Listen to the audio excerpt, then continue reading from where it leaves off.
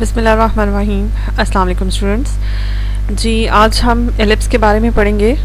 Ellipse, इससे पहले हम पढ़ चुके हैं पैराबोला के बारे में, और पैराबोला की 4 हमने बेसिक फॉर्म्स की थी। बिल्कुल इसी तरह से एलिप्स की 2 बेसिक फॉर्म्स हम यहाँ पे पढ़ेंगे, और उसके बाद analysing and sketching of the ellipse देखेंगे। इसमें मैं आपको बताना चाहूँ कि सबसे पहले ये है कि आपके पास एलिप्स की 2 स्टैंडर्ड शेप्स होती हैं। जैसे कि पहली यहाँ पे जो शेप आपको नज़र आ रही है उसमें जी, तो पहली शेप को अगर हम देखें तो पहली शेप आपके पास ये है जिसमें आपको एलिप्स नज़र आ रहा है और हॉरिजॉन्टल शेप नज़र आ रही है।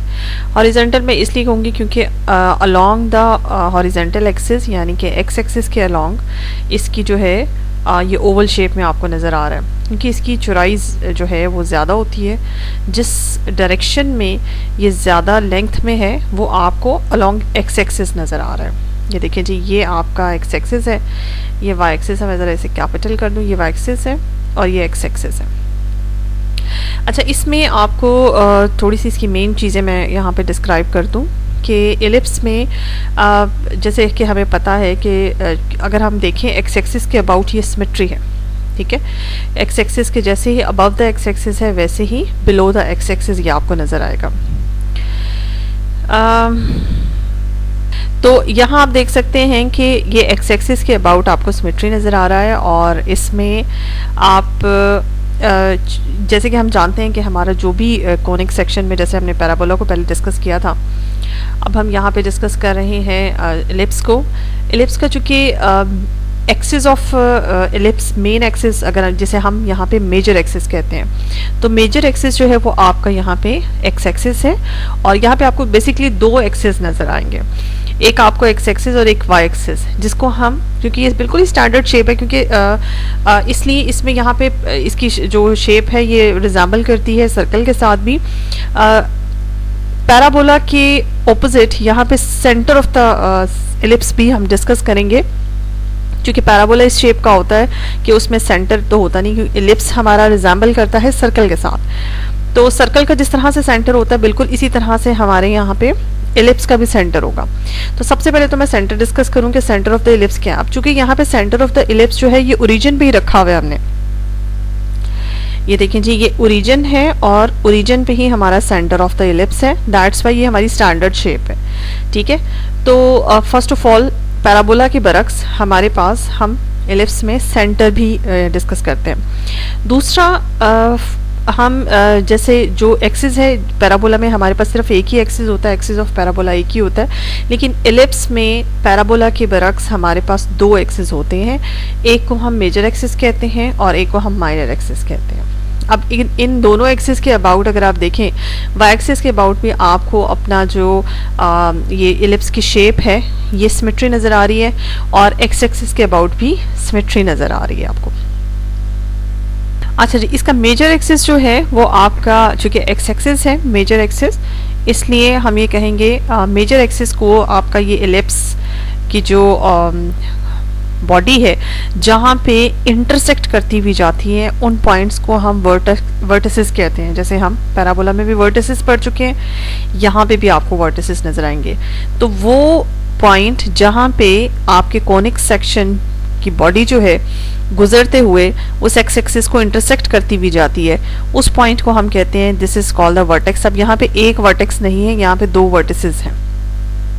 और इंटरेस्टिंग बात यह है कि ये मैं आपको मेजर एक्सिस के वर्टिसेस बता रही हूँ, ये हम मेजर एक्सिस के वर्टिसेस देख रहे हैं। अब एक वर्टेक्स का नाम यहाँ पे उसने रखा हुआ है कैपिटल ए, और इस वर्टेक्स का नाम जो है वो कैपिटल ए प्राइम है। तो कितने वर्टिसेस हुए मेजर एक्सिस पे, चूँकि आपका ये एलिप्स का बॉडी जो है गुजरते हुए ये 2 पॉइंट्स को इंटरसेक्ट करता हुआ जा रहा है, दैट्स वाई 2 वर्टिसेस होते हैं मेजर एक्सिस पे।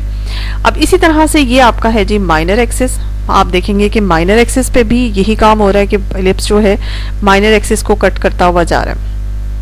तो क्या इनको भी वर्टिसेस कहते हैं? तो चूंकि ये माइनर एक्सिस होता है, अगर आप देखें सेंटर ऑफ द एलिप्स से इस वर्टेक्स, ये इस वर्टेक्स को उसने ना बी कहा हुआ है। ये जो माइनर एक्सिस के वर्टिसेस हैं, इन वर्टिसेस को उसने बी और बी प्राइम के नाम से कहा हुआ है। अगर आप ओरिजिन से यानी कि सेंटर ऑफ द एलिप्स से इस वर्टेक्स तक की लेंथ देखें, और यानी कि 0 से a तक का डिस्टेंस देखें, और इसी तरह से आप 0 से B तक का डिस्टेंस देखें तो आपको डेफिनेटली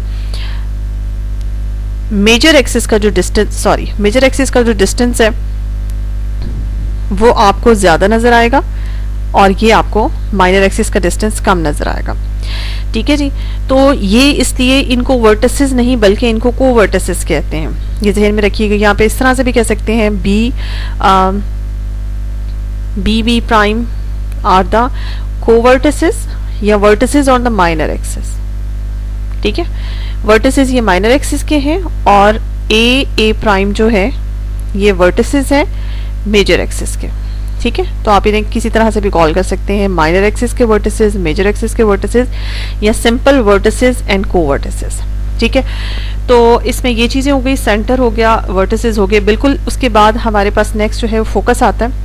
अब यहाँ पे आपके पास दो फोकस होंगे, एक फोकस ये है, इसको एफ प्राइम कहते हैं, और एक फोकस ये है जिसको हम कैपिटल एफ कहते हैं।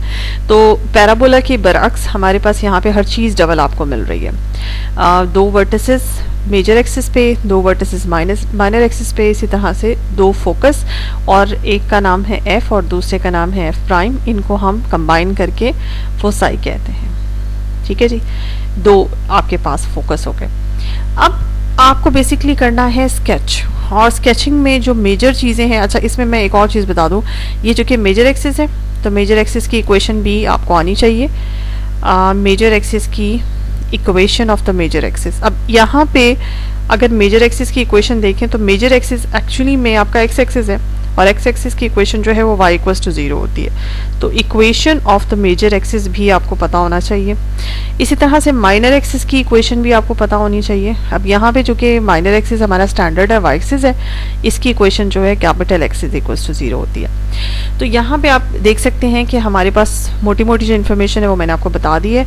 सेंटर के कोऑर्डिनेट्स अगर आप देखें तो चूंकि वो ओरिजिन है तो इसके कोऑर्डिनेट्स आपको पता है, माइनर एक्सिस के कोऑर्डिनेट्स और मेजर एक्सिस के कोऑर्डिनेट्स।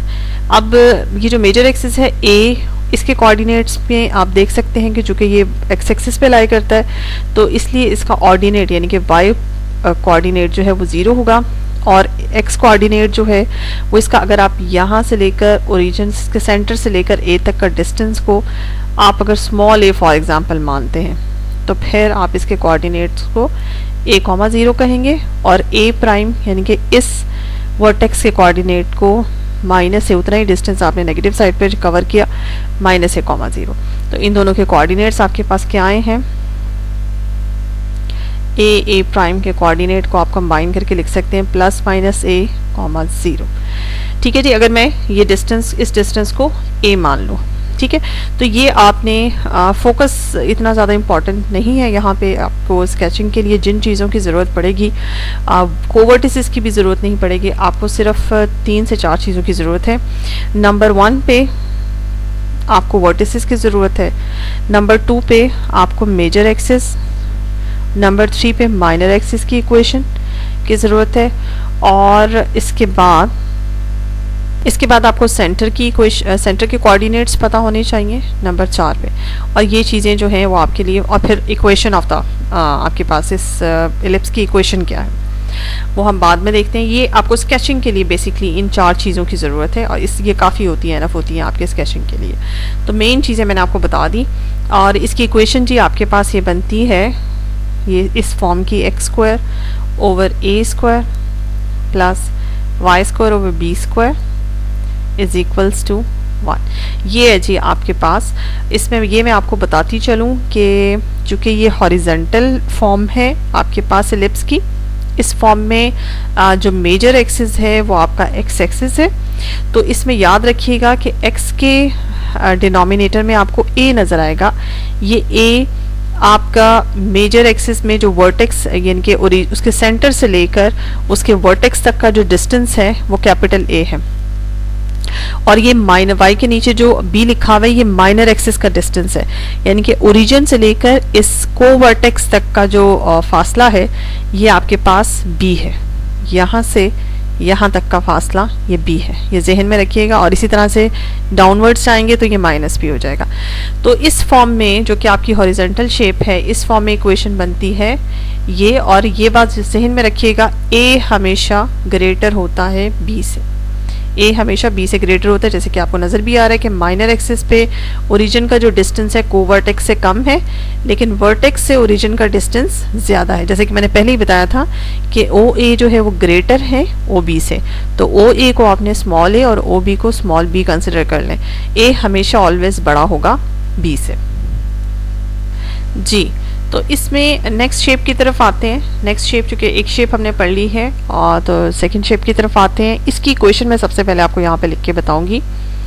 इसकी इक्वेशन है जी x square over b square plus y square over a square is equals to 1। And यहाँ पे भी जहन में रखिएगा a ग्रेटर b से ही है, मतलब a को आपने जो भी कंसिडर करना है, a हमेशा b से ग्रेटर होगा, ये आपने बात जहन में रखनी है। अब यहाँ पे देख लेते हैं, जब भी इस तरह की इक्वेशन आए कि अगर a x के नीचे चला जाए इस इक्वेशन में, तो फिर आपका हॉरिजॉन्टल आपका एलिप्स बनेगा। लेकिन अगर a y के डिनोमिनेटर में हो और इस तरह से y ओवर ए स्क्वायर हो, y square over a square हो, तो फिर याद रखिएगा कि फिर ये वर्टिकल यानी कि मेजर एक्सिस, चूँकि a ग्रेटर है तो मेजर एक्सिस फिर हम y एक्सिस को मानेंगे। यानी कि एक मेजर एक्सिस एक ऐसा एक्सिस होगा जो कि पैरेलल टू y एक्सिस होगा। अब ये शेप भी देख लें, ये जी हमारा y एक्सिस है, ये एक्स एक्सिस है। अब मैं एक्स एक्सिस पे ये सेंटर है, ओरिजिन पे ये भी स्टैंडर्ड शेप है, इसमें भी सेंटर हमने ओरिजिन पे रखा हुआ है। अब ओरिजिन से लेकर अगर आप यहाँ तक का डिस्टेंस देखें तो ये आपका जो पहला मैंने लगाया निशान, ये बी है पॉइंट और ये बी प्राइम है। तो ये कोवर्टिसेस हो गए, क्योंकि माइनर एक्सिस है आपके पास एक्स एक्सिस इस केस पे, माइनर एक्सिस, और वाई एक्सिस जो है आपको मेजर एक्सिस नज़र आ रहा है। और एक्स एक्सिस से इस पॉइंट ये आपके पास वर्टिसेस है मेजर एक्सिस पे, जहाँ आपका इलिप्स जो है वो इंटरसेक्ट करता हुआ जा रहा है मेजर एक्सिस को, वो आपके वर्टिसेस हैं। अब O से A तक का जो डिस्टेंस आपको नज़र आ रहा है वो आपने रखना है जी स्मॉल a, और O से B तक का जो डिस्टेंस है वो स्मॉल b है। और आपको हमेशा पता है कि A हमेशा B से ग्रेटर होता है, तो यहाँ से लेकर यहाँ तक A है और ये डिस्टेंस आपके पास जी b है यहाँ तक, ठीक है। तो ये आपके पास बन गई शेप। और ओरिजिन के कोऑर्डिनेट्स अगेन आपके पास 0 है। माइनर एक्सिस की इक्वेशन इस वक्त y इक्वल्स टू 0 है, मेजर एक्सिस की equation x is equals to 0, सब कुछ उलट गया। और कोऑर्डिनेट्स भी जो हैं, अगर आप b और b प्राइम के कोऑर्डिनेट्स देखें तो इसमें प्लस माइनस b कॉमा 0, और अगर a प्राइम के कोऑर्डिनेट आप देखेंगे तो 0 कोमा प्लस माइनस से ये आपको नज़र आएंगे। तो जी अब चलते हैं मेन शेप की तरफ। ये देखें जी आपके सामने ये मैं रखती हूँ, ये सारा एक समरी बनी हुई है। ये देखें जी आपके पास दो शेप्स हैं, इसको थोड़ा सा डाउन कर लेते हैं कि आपके पास हॉरिजॉन्टल शेप है, ये आपके पास वर्टिकल शेप है। ये इक्वेशंस आपके सामने लिखी हुई हैं दोनों, और दोनों केसेस में आप ये देख रहे हैं कि a is greater than b। Horizontal shape में जो ग्रेटर वैल्यू a है वो x के नीचे है, यानी कि मेजर एक्सिस के जो वर्टिसेस है वो x एक्सिस के नीचे है, वर्टेक्स का कोऑर्डिनेट, और इसलिए ये शेप आपके पास हॉरिजॉन्टल है। और यहाँ पे देखें y के डिनोमिनेटर में ये चला गया, तो ये आपके पास वर्टिकल शेप है। इसके बाद जो इम्पॉर्टेंट चीज़ है ना, डायरेक्ट्रिक्स यहाँ पे हमारे लिए कोई ख़ास इंपॉर्टेंस नहीं रखता। वैसे डायरेक्ट्रिक्स की इक्वेशन भी देखी जा सकती है, लेकिन आपके लिए जो इम्पॉर्टेंट बात है वो मेजर एक्सिस है। ये देखिए मेजर एक्सिस इस केस में एक्स एक्सिस है जिसकी इक्वेशन y इक्वल्स टू 0 है। वर्टिसेस के कोऑर्डिनेट्स मैं आपको पहले ही बता चुकी हूँ, प्लस माइनस a कॉमा 0। कोवर्टिसेस में डिस्कस कर चुकी हूँ, सेंटर इस केस में 0 0 है। और इसेंट्रिसिटी होती क्या है जी, c से आती है, c over a becomes the eccentricity. इसकी अपनी एक पर्टिकुलर डेफिनेशन है। इसेंट्रिसिटी क्या होती है याद रखिएगा कि इलिप्स के केस में ये जो इसेंट्रिसिटी है ये लेस देन 1 होती है, जबकि आगे हम जब हाइपरबोला देखेंगे उसमें इसेंट्रिसिटी जो है वो ग्रेटर देन 1 होगी, यानी कि e की वैल्यू ग्रेटर देन 1 होगी तो ये हाइपरबोला बन जाएगा। बहरहाल जो हमारे पास ये 4 पॉइंट्स मैंने आपको जो कहे हैं, एक हमारी इक्वेशन हमें पता होनी चाहिए और ये 4 मेन पॉइंट्स हमें पता होने चाहिए, तो हम स्केचिंग में हमारे लिए यूज़फुल होगा। बिल्कुल इन्हीं के पैरेलल 1 2 3 एंड 4 ये 4 पॉइंट्स हमें यहाँ से पता होने चाहिए और साथ में इक्वेशन। इसके बाद जहाँ तक डायरेक्ट्रिक्स की बात आती है, तो आपको पता है कि डायरेक्ट्रिक्स और फोकस आपस में एक दूसरे के ऑपोजिट साइड पे होते हैं। अगर आप इस फोकस की कंसिडर करें तो इसके करस्पॉन्डिंगली जो डायरेक्ट्रिक्स आपका बनेगा इस इलिप्स का, वो इसके बिल्कुल ऑपोजिट और उतने ही डिस्टेंस पे सेंटर से बनेगा। ये देखिए ये, और इसी तरह से अगर आप यहाँ पे जो फोकस है, ये जो फोकस है, इस फोकस के करस्पॉन्डिंगली डायरेक्ट्रिक्स को कंसिडर करेंगे तो उसके ऑपोजिट साइड पे ये डायरेक्ट्रिक्स है। तो इसका मतलब है यहाँ 2 डायरेक्ट्रिक्स बनते हैं आपके पास और ये पैरेलल टू वाई एक्सिस है, यानी कि माइनर एक्सिस के साथ पैरेलल है। तो इनकी इक्वेशन भी माइनर एक्सिस की इक्वेशन से मैच करेगी। यहाँ बहरहाल मेजर एक्सिस की इक्वेशन लिखी है, इसके करस्पॉन्डिंगली माइनर एक्सिस की equation x is equals to 0 होती है। तो ये देखें x is equals to c/a²। ये है आपके पास यहाँ डायरेक्ट्रिक्स की इक्वेशन। बहरहाल हमारे यहाँ डायरेक्ट्रिक्स की इक्वेशन हमने स्केचिंग में हमारी यूज़ नहीं होगी, इतनी ज़्यादा डेप्थ में हमें जाने की ज़रूरत नहीं है। हमने मेन फिगर जो है वो स्केच करनी है और उसके लिए हमारे लिए सिर्फ इतना ही काफ़ी है कि ये मेन जो 4 से 5 पॉइंट्स यानी कि इक्वेशन का आपको नॉलेज होना चाहिए और ये 4-5 चीज़ें आपको पता होनी चाहिए। तो इतना ही काफ़ी है जो कि रिजेंबल करता है आपके पैराबोला के नॉलेज से। तो होप्स हो कि आपको यहाँ पे एलिप्स की समझ आ गई होगी, आपका रिवीजन हो गई होगी। अब इसको रिवाइज कर लें और इसके बाद फिर इंशाल्लाह हम स्केचिंग के क्वेश्चंस की तरफ जाएंगे।